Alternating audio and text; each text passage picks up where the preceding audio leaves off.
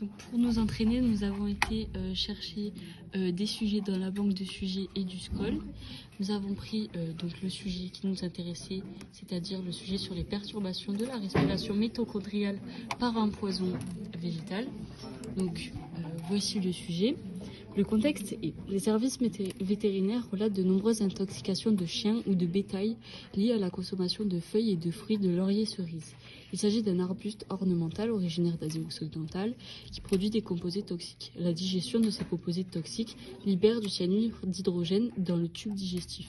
Les intoxications semblent liées à l'action du cyanure d'hydrogène qui inhibe la respiration cellulaire.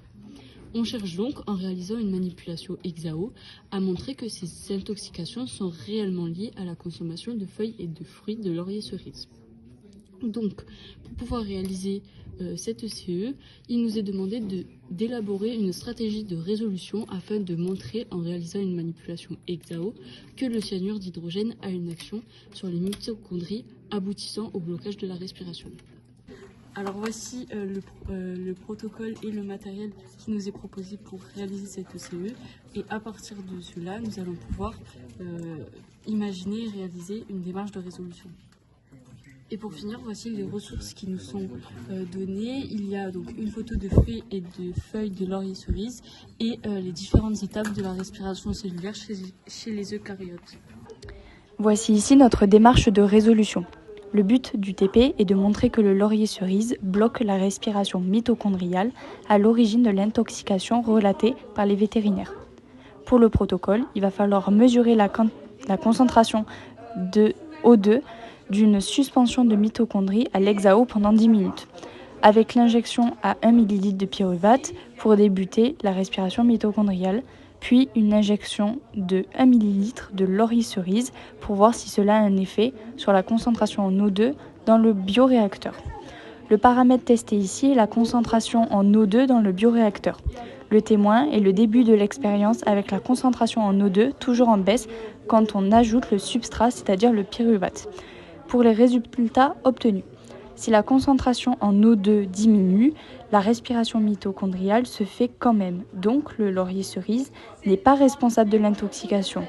A l'inverse, si la concentration en O2 reste constante, la respiration mitochondriale est bloquée. Donc, le laurier cerise est responsable de l'intoxication. Passons maintenant à la manipulation.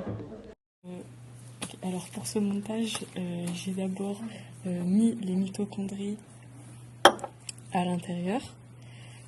Ensuite, j'ai préparé mon montage en insérant le Exao à l'intérieur pour ensuite mesurer la respiration mitochondriale.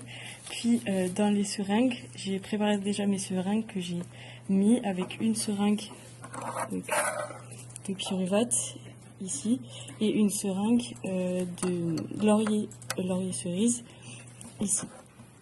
J'ai aussi configuré le logiciel Exao de façon à mettre une durée d'acquisition de 10 minutes et la mesure de l'O2 dans de l'eau. J'ai aussi rajouté le temps. Voilà.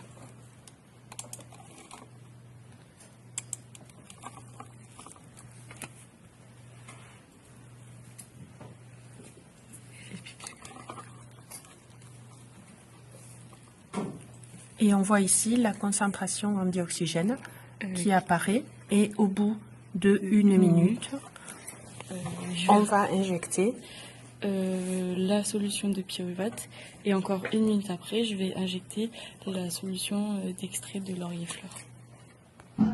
Voici la courbe que nous avons obtenue après l'expérimentation. On observe qu'avant la minute où nous avons injecté le pyruvate, la concentration en O2 est stable. Elle forme un plateau. Après injection à 1 minute du pyruvate, on voit que la concentration en O2 diminue avec une pente assez forte. À 3 minutes, nous avons injecté l'extrait de feuilles de laurier cerise. Comme à la première injection, la concentration diminue, néanmoins la pente est moins forte. Donc pour notre communication scientifique, on a commencé par mettre un titre à notre graphique. Donc graphique représentant la concentration d'O2 dans les mitochondries en fonction du temps. On a annoté et légendé notre courbe. Donc ici à t égale 1 minute, on a injecté le pyruvate et à t égale 3 minutes, on a fait l'injection de laurier-sur-Ise. Ici on a mis une droite pour montrer l'angle d'inclinaison et qu'on voit que ici la diminution est prononcée et ici elle est du coup moins prononcée. La diminution elle est légère et le résultat c'est la respiration mitochondriale qui est perturbée. C'est donc le sens donné à la communication. Donc voici notre conclusion. Dans un premier temps, on va expliquer ce qu'on a fait dans notre TP. On voit que la concentration en dioxygène dans le bioréacteur diminue fortement lorsque le pyruvate est injecté dans les mitochondries et passe de 9 mg par litre à 8,8 mg par litre en 2 minutes. Puis, lorsque le laurier-cerise est injecté, la teneur en O2 diminue avec une pente moins prononcée. On passe de 8,8 mg par litre à 8,75 mg par litre en 2 minutes. Ensuite, on va énoncer nos connaissances. On sait que lorsque la concentration en dioxygène diminue, cela signifie que les mitochondries absorbent ce dioxygène au niveau de la chaîne respiratoire. Et on finit par notre déduction. On en déduit donc que le laurier-cerise perturbe la respiration mitochondriale.